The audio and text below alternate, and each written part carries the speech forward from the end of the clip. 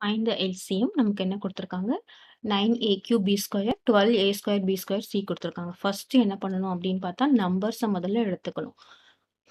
அப்போ 9 அண்ட் 12க்கு நம்பர்ஸ்க்கு நம்ம எல்சிஎம் கண்டுபிடிக்கணும். ஸோ 9 அண்ட் 12 3 ஆல டிவைட் பண்ணலாமா?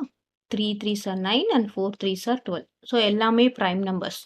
அப்போ எல்சிஎம் இஸ் ஈக்குவல் டு என்ன வரும்? 3 into 3 into 4 that is equal to 3 3s are 9 9 4s are 36. Next நம்ம வேரியபிள்ஸ் எடுத்துக்கிறோம். வேரியபிள்ஸ் என்ன குடுத்திருக்காங்க? a³ b², அப்புறம் a² b² c. ஓகேவா? ஸோ இதில் நம்ம என்ன போடலாம்? எது லீஸ்ட் டேர்ம் அப்படின்னு பார்த்தோம்னா a² நம்ம இதை மல்டிப்ளை டிவைட் பண்ணலாம்ல. இப்போ a² டிவைட் பண்ணால் இங்கே என்ன வரும்? a³ என்ன வரும்? a³ a² இந்த கியூப் கேன்சல் ஆகிடும். நமக்கு இங்கே a வரும். b² அப்படியே இருக்கும்.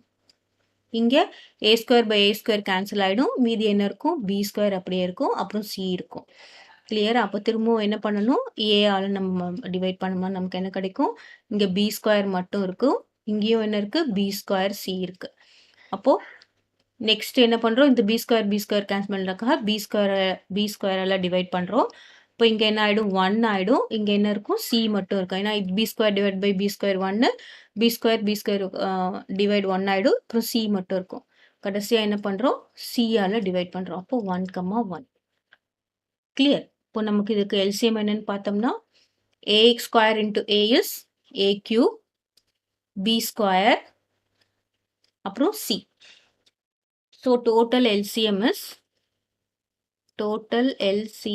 is equal to 36. நம்பர் முதல்ல எழுதிக்கணும். அப்புறம் what are the constants அப்படின்னு பார்த்தோம்னா a³ b² c. So this is the LCM.